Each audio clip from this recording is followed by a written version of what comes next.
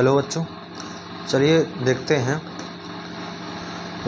आज के इस लेक्चर में हम कक्षा 11 के गणित का समुच्चय का एक्सरसाइज दूसरी देखते हैं। ठीक, तो देखिए इसमें क्या है। पहला है रिक्त समुच्चय। रिक्त समुच्चय होता क्या है? देखिए, एक ऐसा समुच्चय जिसमें एक भी अवयव नहीं होते हैं रिक्त समुच्चय या शून्य समुच्चय कहलाता है। ठीक है, जैसे अरिक्त समुच्चय को हम इस चिन्ह से, इसको बोलते हैं फाई से प्रदर्शित करते हैं, या तो इस तरह ब्रैकेट बना देते हैं। ठीक, रिक्त समुच्चय। रिक्त समुच्चय ऐसा समुच्चय होता है जिसमें अवयवों की संख्या क्या होती है? शून्य होती है। रिक्त समुच्चय को हम ऐसे फाई से प्रदर्शित करते हैं, या तो ऐसे मंजिला ब्रैकेट खाली बना देते हैं, बस इसमें से प्रदर्शित करते हैं। ठीक है, जैसे मान लीजिए आपका कोई एक समुच्चय है ए, ठीक है, जिसके अवयव क्या हैं? यक्स है। ठीक, और यक्स ऐसा है जिसका मान एक से बड़ा है और 2 से छोटा है, और यक्स क्या है? एक नेचुरल नंबर से बिलोंग करता है। ठीक, तो देखिए 1 और 2 के बीच में कोई प्राकृतिक संख्या आएगी? भाई 1 और 2 के बीच में कोई प्राकृतिक संख्या नहीं आती है। ठीक है, तो ये संख्या क्या, ये समुच्चय क्या होगा? ये रिक्त समुच्चय होगा। ठीक, तो इस तरह के समुच्चय को क्या बोलते हैं? हम रिक्त समुच्चय बोलते हैं। ठीक, इसके आगे देखो परिमित समुच्चय क्या होता है। परिमित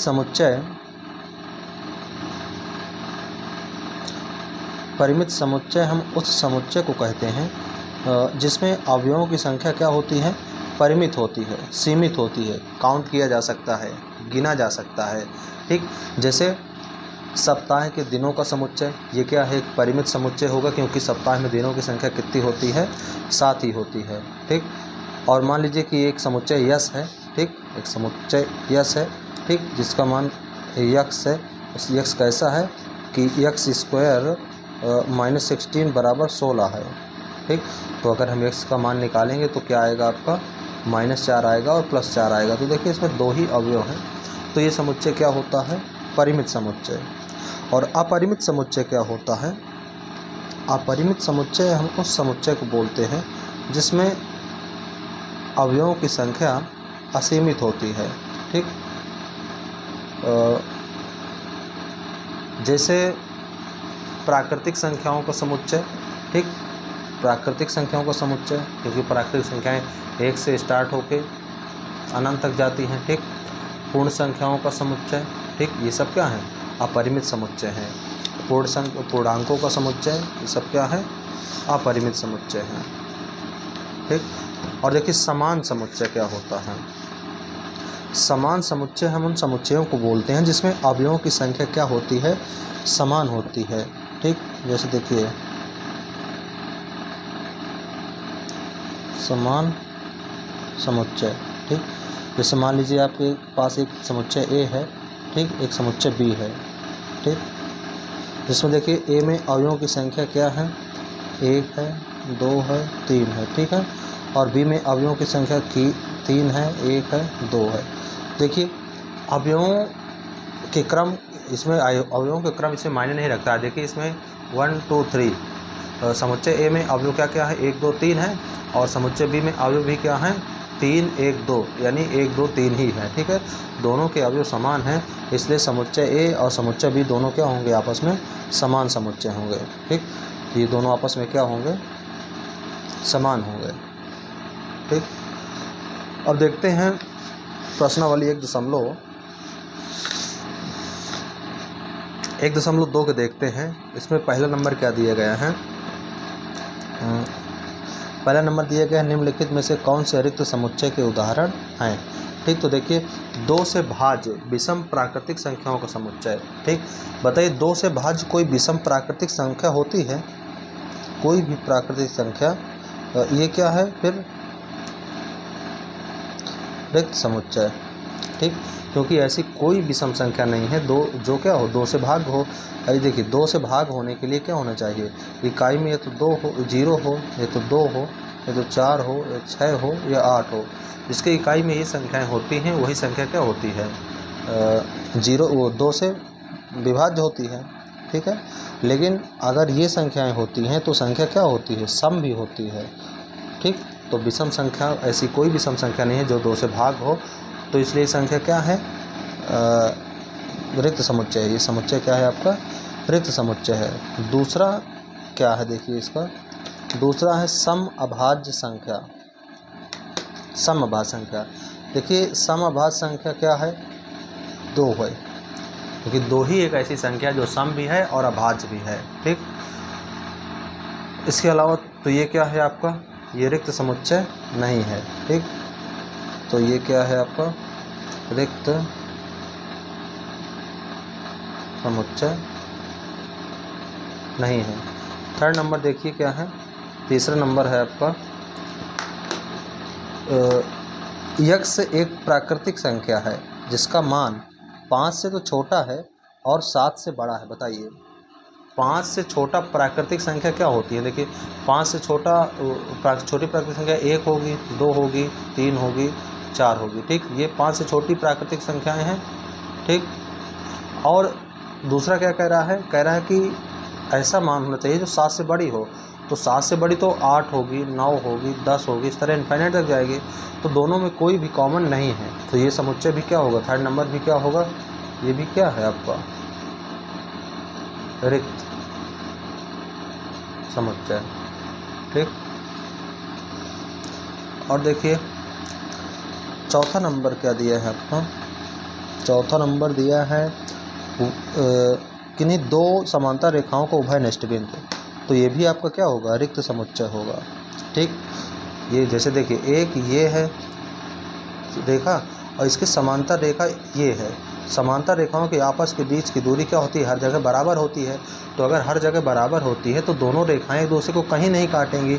अगर कहीं नहीं काटेंगी तो इनका कॉमन पॉइंट, ठीक, या उभयनिष्ठ बिंदु क्या होगा, शून्य होगा, कुछ नहीं होगा। तो ये भी समुच्चय भी क्या होगा आपका, रिक्त होगा, ठीक। अगला देखिए क्या है,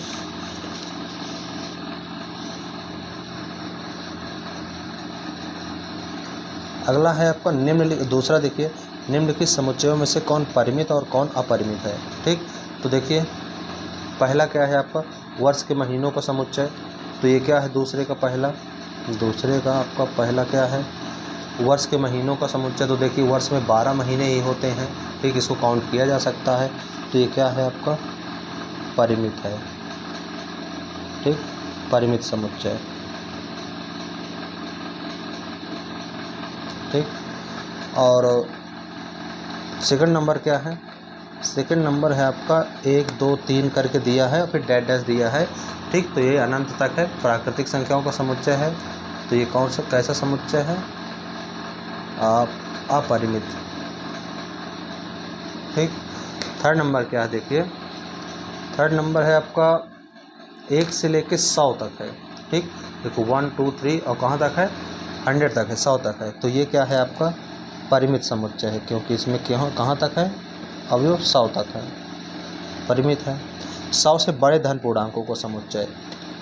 तो चौथा भी आपका क्या होगा, अपरिमित होगा, क्योंकि 100 से बड़े तो बहुत सारे होंगे ना, अनंत तक होंगे।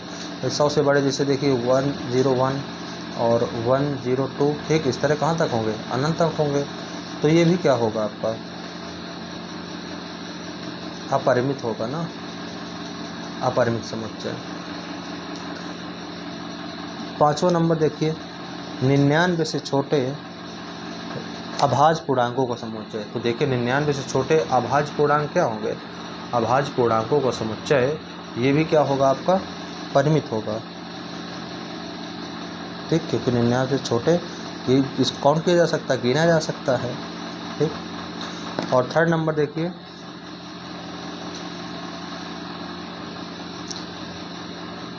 थर्ड नंबर है निम्नलिखित समुच्चयों में से प्रत्येक के लिए बताइए कि कौन परिमित है और कौन अपरिमित है। इसमें भी वही चीज़ देखो बताना है, यक्ष अक्ष के समांतर रेखाओं का समुच्चय, ठीक।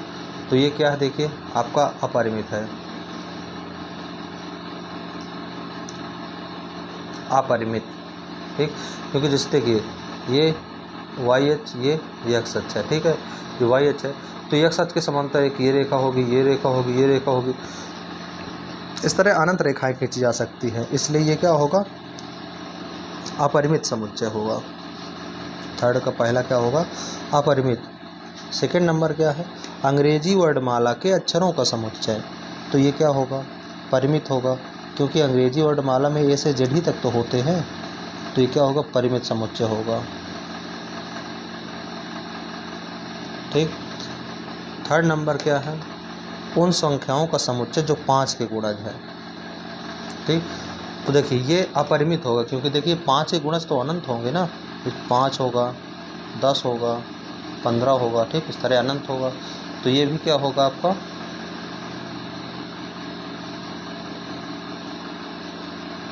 अपरिमित, ठीक। और चौथा नंबर, पृथ्वी पर रहने वाले जानवरों का समुच्चय, ये भी क्या होगा आपका अपरिमित होगा, क्योंकि पृथ्वी पर अनकाउंटेबल जानवर रहते हैं, बहुत सारे जानवर रहते हैं, तो ये क्या होगा आपका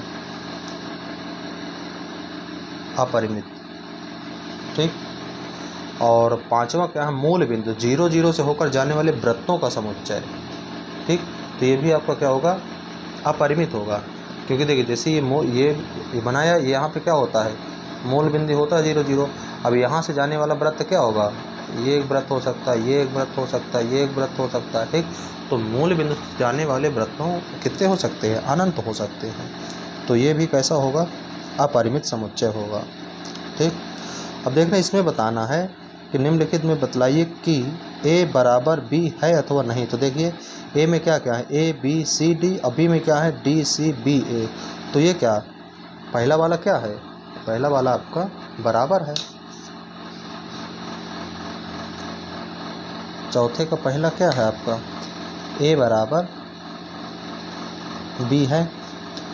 सेकंड नंबर क्या है आपका, सेकंड नंबर देखिए ए में कितने हैं, 4 8 12 16, और इसमें देखिए 8 4 16 18, देखिए 4 है, इसमें 4 है, इसमें 8 है, इसमें 8 है, इसमें 12 है, इसमें 12 नहीं है, इसमें 16 है, इसमें 16 है, इसमें 18 है, इसमें 18 नहीं है, तो ये क्या होगा, ए बराबर नहीं होगा बी के।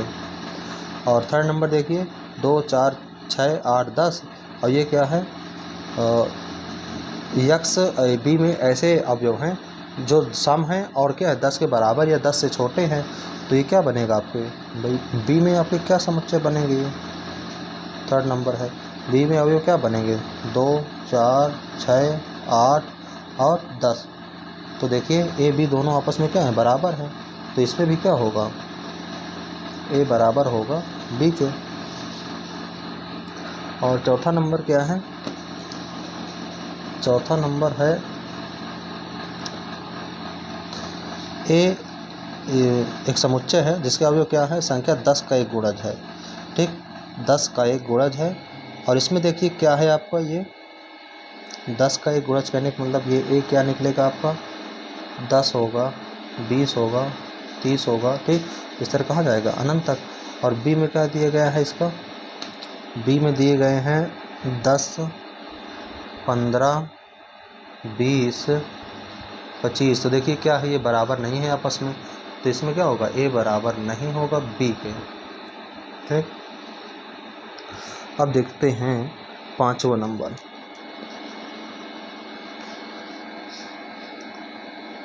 पांचवा नंबर क्या दिया है आपका, पांचवा, क्या निम्नलिखित समुच्चय युग्म समान है, कारण सहित बताइए, ठीक। तो समान इसमें बताना है हमें।